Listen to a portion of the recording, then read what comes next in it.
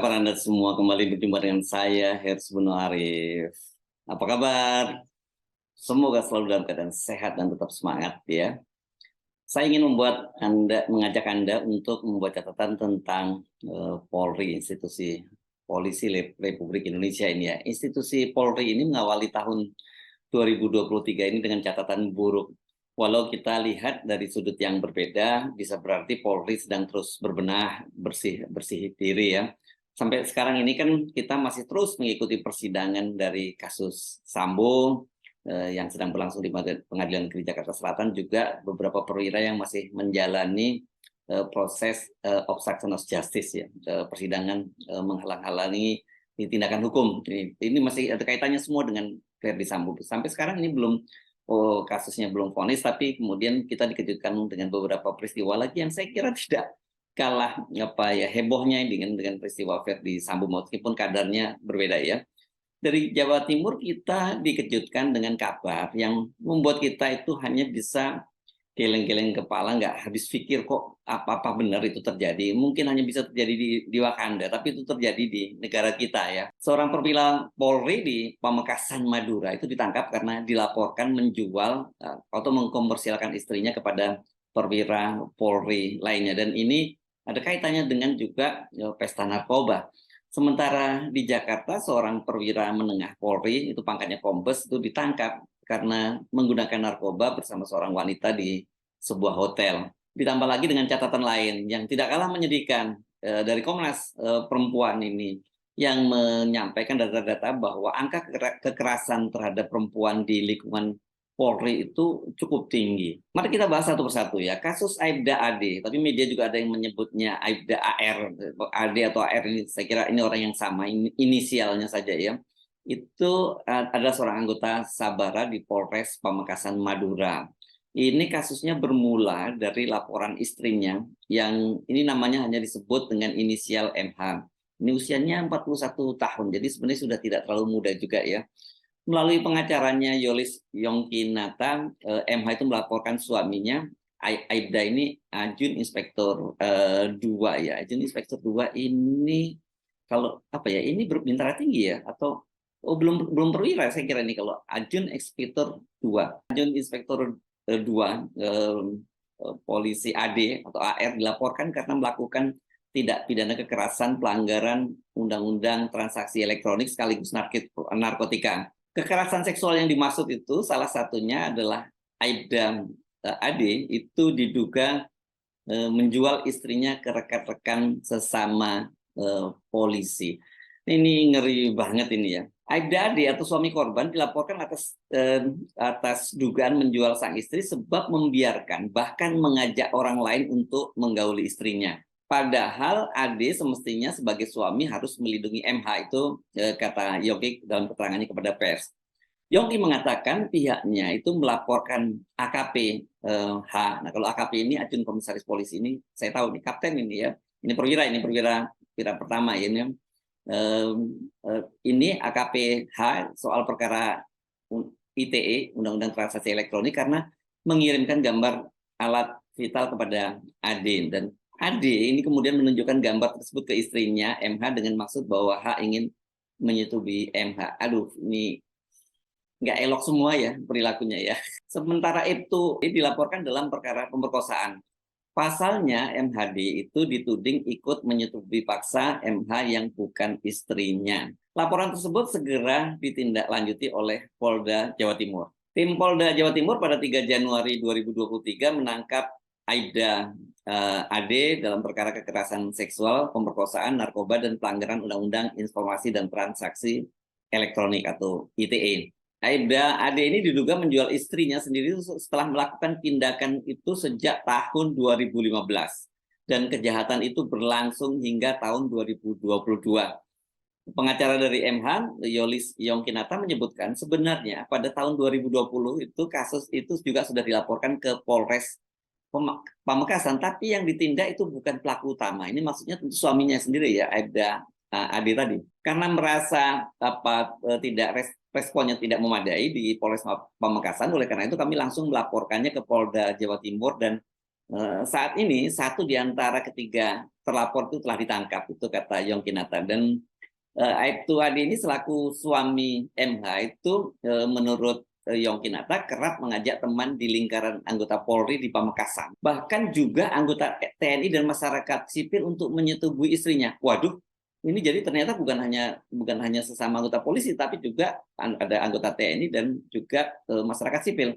Ini benar-benar bejat banget ini ya kalau benar ya. Setelah menangkap Aibda Ade, polisi memeriksa 7 orang lainnya ini ya Polda Jawa Timur, dan namun kesimpulannya itu Polda Jawa Timur membantah bahwa ada motif ekonomi di balik kasus Aibda Ade yang mempersilahkan teman-temannya menyetujui istrinya ini. Jadi menurut Kepala Bidang Humas Polda Jawa Timur, Komisaris Besar Dirmanto, bahwa Aibtu AR ini beritanya macam-macam, ada yang menyebut Aibda, ada yang menyebut Aibtu, tapi tadi ada Aibda AD, ada Aibtu AR. Saya kira ini orang yang sama. Itu dia mempersilahkan teman-temannya berhubungan intim dengan istrinya itu saat berlangsung pesta narkoba. Nah, jadi ini Kabid Humas Polda Jawa Timur dengan tegas tidak ada motif ekonomi di situ. Nah, ini bagaimana duduk soalnya, saya kira biarkan proses penyidikan berjalan. Tapi yang jelas tadi kalau menurut laporan dari pengacaranya, tentu saja ini berdasarkan laporan dari istrinya, itu ada motif ekonomi ya, dia semacam dijual untuk pesta narkoba gitu. Tapi kalau versi dari Polda Jawa Timur, ini ada saat berlangsung pesta narkoba, mungkin Fai ngaco gitu, dan kemudian dia mempersilahkan istrinya untuk berhubungan intim, mempersilahkan teman-temannya untuk berhubungan dengan istrinya. Kalau dia menjual, ini kan sama juga dengan Germo ya, mengkomersialkan istrinya gitu, dan kemudian untuk membeli narkoba. Tapi apapun saya kira tetap saja lah ini perilakunya sangat bejat ya. Di Jakarta itu ada seorang anggota polisi yang bertugas di Baharkam Mabes Polri, yakni Komisaris Besar Julius Bambang Kriyanto. Ini namanya jelas disebutkan tanpa inisial seperti yang di Jawa Timur tadi, sehingga namanya beda-beda, AD, AR atau apa gitu tadi. Ini pangkatnya jelas ini. Kalau ini perwira menengah, itu ditangkap pada Jumat 6 Januari 2023. Dia sedang mengkonsumsi narkoba itu bersama dengan seorang wanita di sebuah hotel di kawasan Kelapa Gading, Jakarta Utara. Dikabarkan sudah bermalam beberapa hari di situ ya.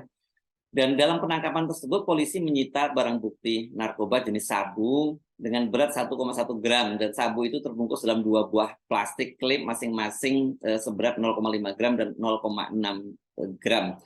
Dan dari hasil tes urin, keduanya positif menggunakan narkoba. Berarti sebenarnya kalau sudah positif menggunakan narkoba, artinya lebih dari itu dong ya. Itu yang berhasil disita, yang masih tersisa yang 1,1 gram. Yang sudah dipakai kita tidak tahu ya. Penyidik dari Direktorat Serse Narkoba Polda Metro Jaya yang melakukan penangkapan memastikan bahwa kasus Komisaris Besar Julius Bambang Kriyanto ini tidak terkait dengan kasus narkoba yang tengah mereka tangani saat ini, yakni mantan Kapolda Sumatera Barat Irjen Pol Teddy Minahasa.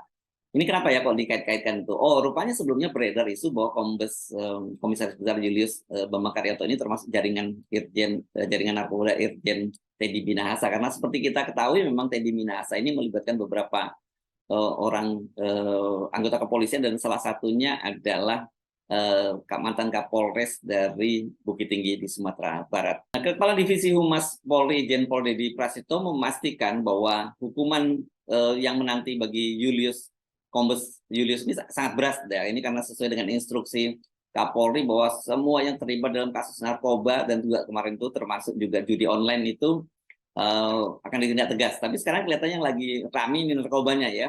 Dan karena itu kata Deddy Prasetyo, selain diproses pidana, Kombes Bambang Julius Bambang Kriyanto ini juga akan diproses dipidana dan juga dipecat dari Polri.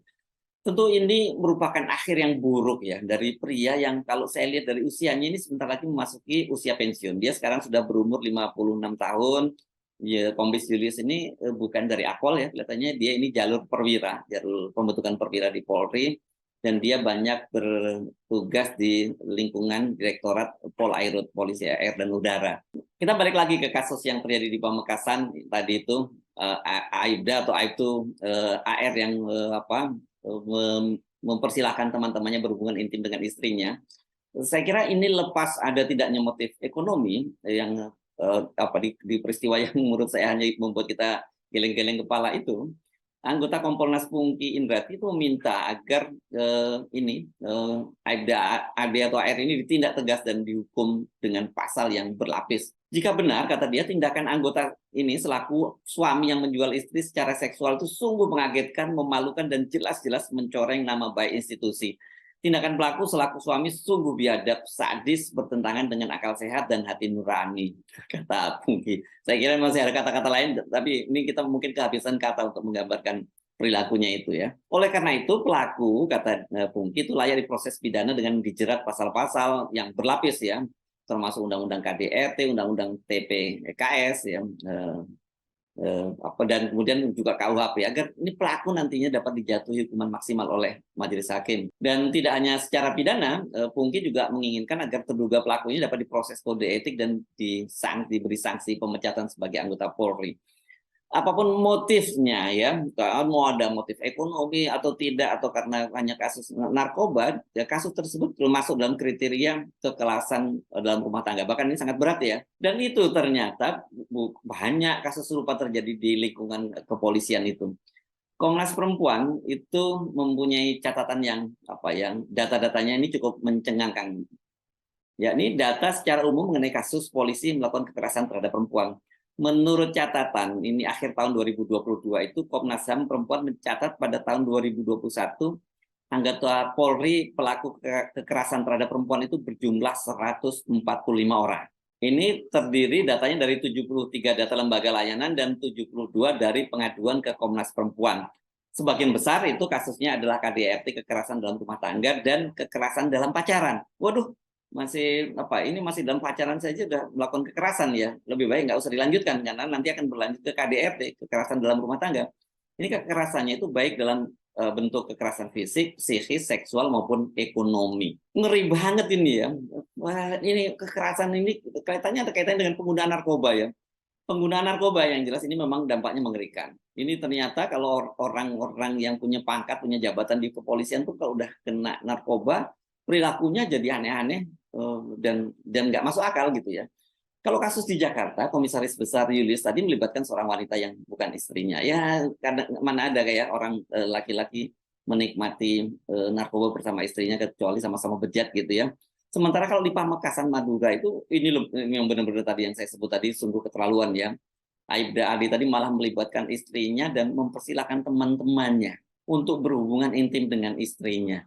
Saya nggak tahu apakah ada kebejatan lain selain itu, karena ada apalagi melibatkan kasus narkoba. Saya Hersbunur Arif dari Forum News Network. Sampai jumpa lagi. Wassalamualaikum warahmatullahi wabarakatuh.